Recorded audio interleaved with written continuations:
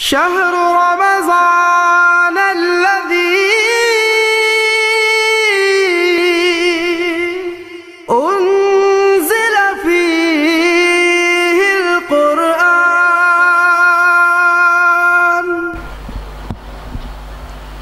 بسم الله الرحمن الرحيم. السلام عليكم ورحمة الله وبركاته. الحمد لله القائل أعوذ بالله من الشيطان الرجيم شهر رمضان الذي أنزل فيه القرآن هدى للناس وبينات من الهدى والفرقان.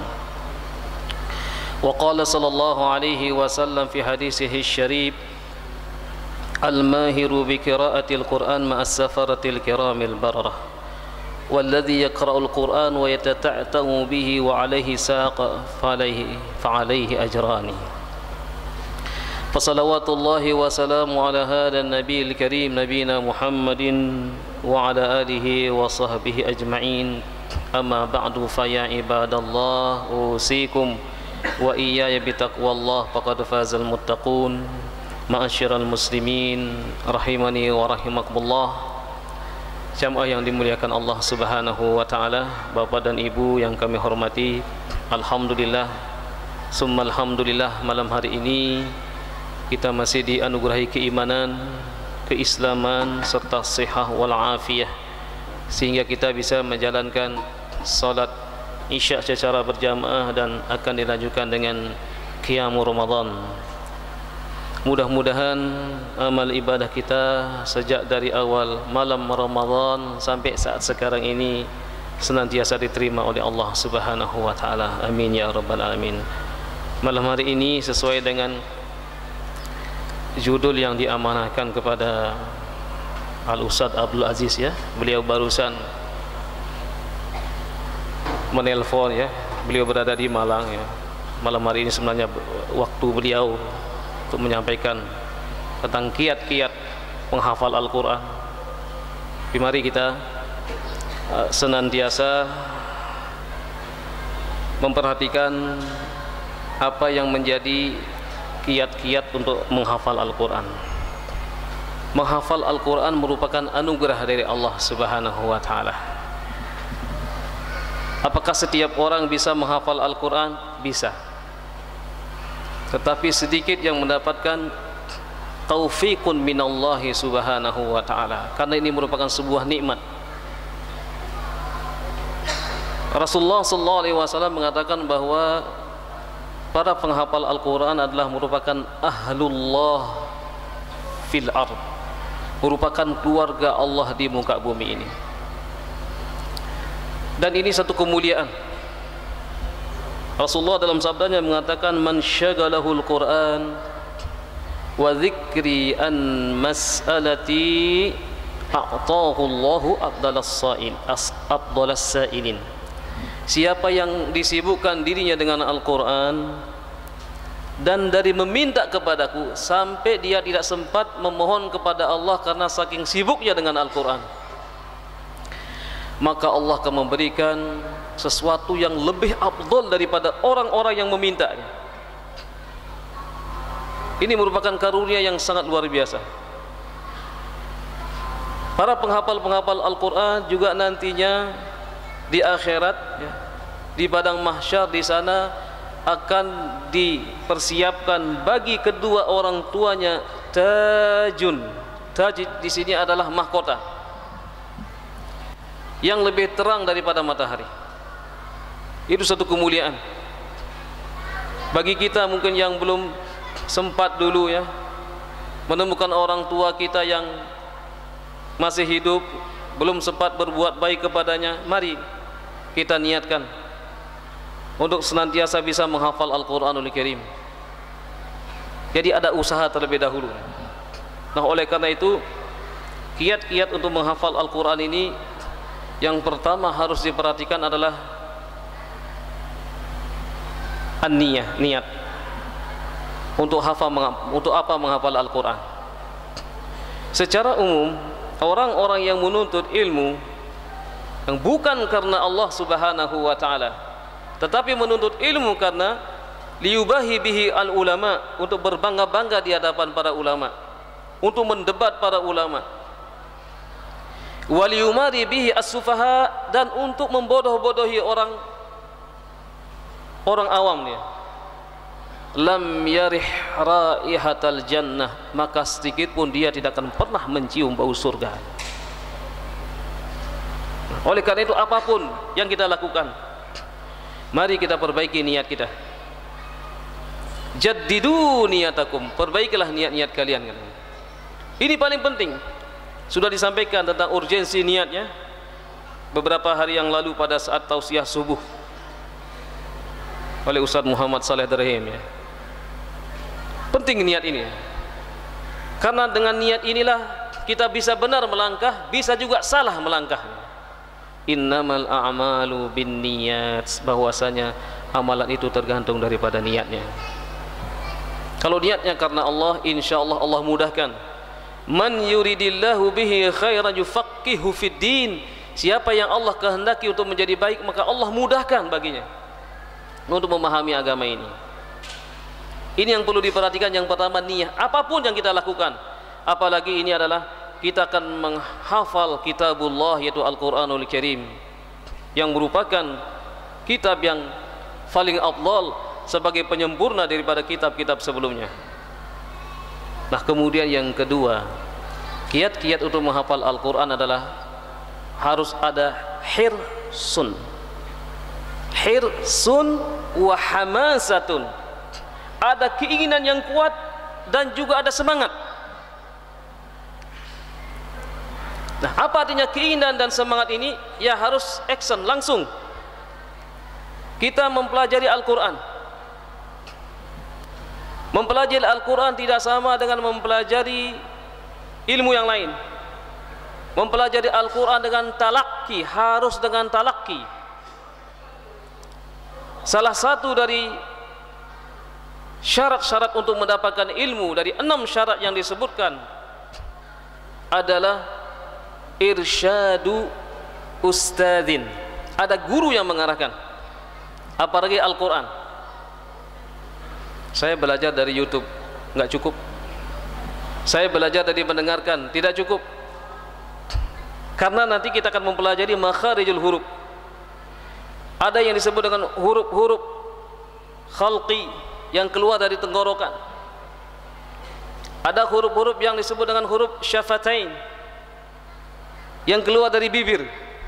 Ada huruf-huruf yang haisyum, lisawiyah, dan lain sebagainya. Maka di sini kita harus benar-benar memperhatikan bagaimana sang guru menyampaikan, ya, membacakan. Seperti ketika membaca huruf hijaiyah, kita selama ini kan baca alif, ba, ta, sa, ja, ha, kha. Ada cara yang membaca yang lebih ini lagi. Kita langsung bisa mengetahui ini huruf termasuk huruf apa. Contoh misalnya membaca a, ba, ab, at, aj, ad, ar, az, as, ash. Nah, baca shin, ash. Banyak yang keliru baca shin. A'udzu billahi minas syaitonir rajim. Keliru. Shin. A'udzu billahi minasy syaithanir rajim. Shin. As. Sod, beda ya. Ihdinas siratal mustaqim. Guru kita ketika mengajar tidak memperhatikan suara kita bagus dan tidaknya, bukan.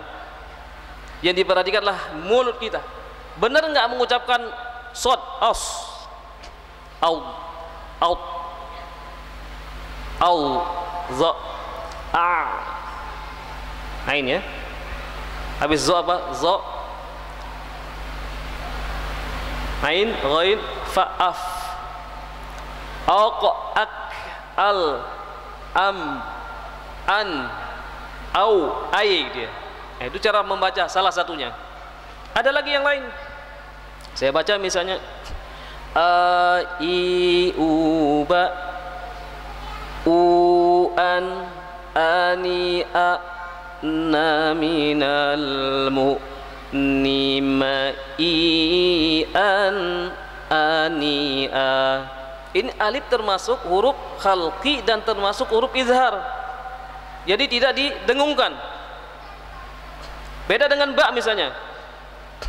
Babi bubab bubam bani babna minal mubni mabibam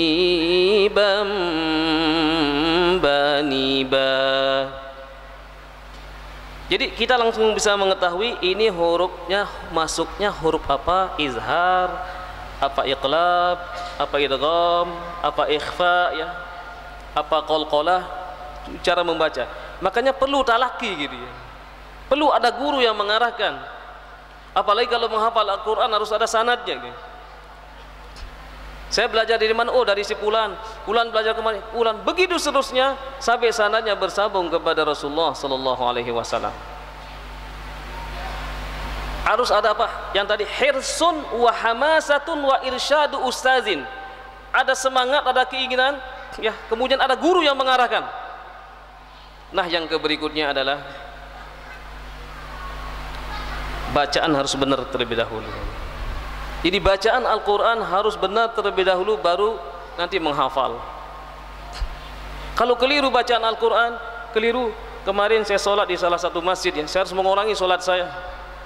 Bacaannya luar biasa, maksudnya suaranya. Dia baca gimana? Alhamdulillahi Rabbil Alamin. Gimana? Alhamdulillahi Rabbil Alamin. Bi itu menambah ya. Ini sudah beda maknanya gitu ya.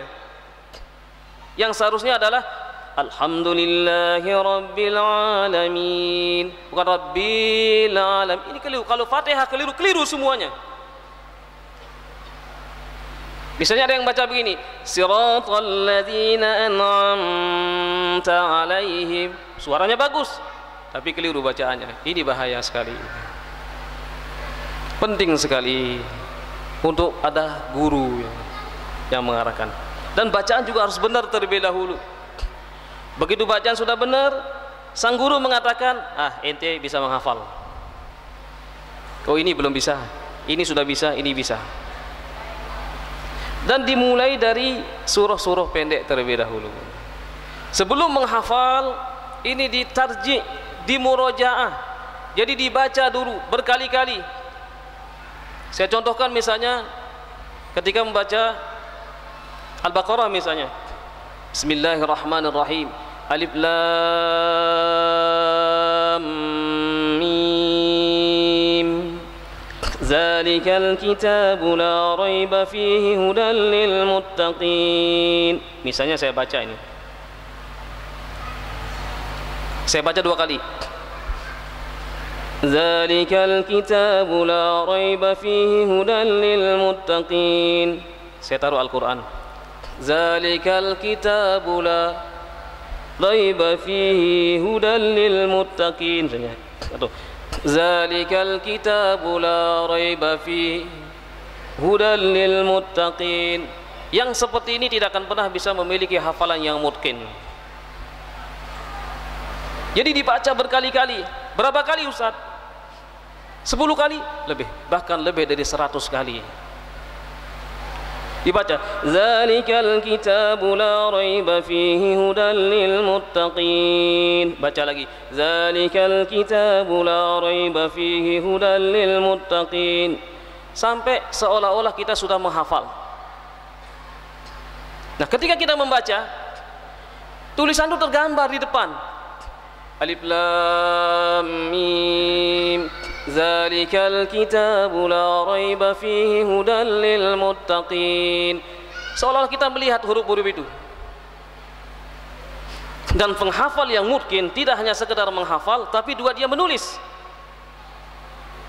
Ujiannya ada 2 nanti. Ujian hafalan, kemudian ujian tulisan. Sambung ayat ini, sambung tulisan. Benar enggak ketika dia mengucapkan A'udzu billahi minasy syaithanir rajim? Tulisannya benar apa tidak? Kalau belum benar berarti belum disebut penghafal tuh yang al-hafidz al-mutqin, belum. Karena ujiannya seperti itu. Jadi bisa menghafal juga bisa menulis ya.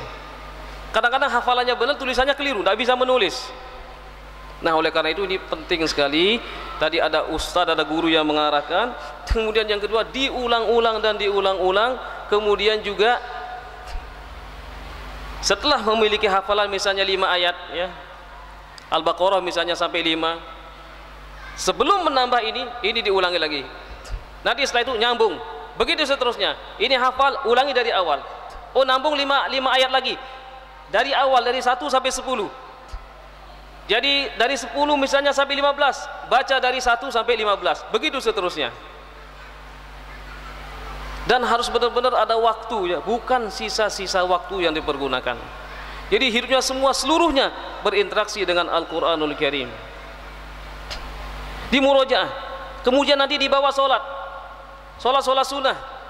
Untuk sementara tinggalkan Qul ya ayyuhal kafirun sama Qul huwallahu ahad, kecuali sholat sunnah qabliyah subuh ya, atau sholat sunnah fajar. Rasulullah membaca itu. Selebihnya sholat duha baca yang sudah dihafal di murojaah. Karena Rasulullah mengatakan, ta'ahadul Qur'an walladzi nafsi biyadihi lahu wa asyaddu tafallutan minal ibili fi uquliha.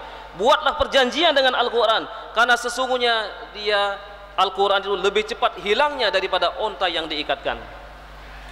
Nah, ikhwatal iman rahimani wa rahimakumullah, mungkin ini secara singkat dulu yang kami sampaikan tentang bagaimana kiat-kiat menghafal Al-Quranul Karim.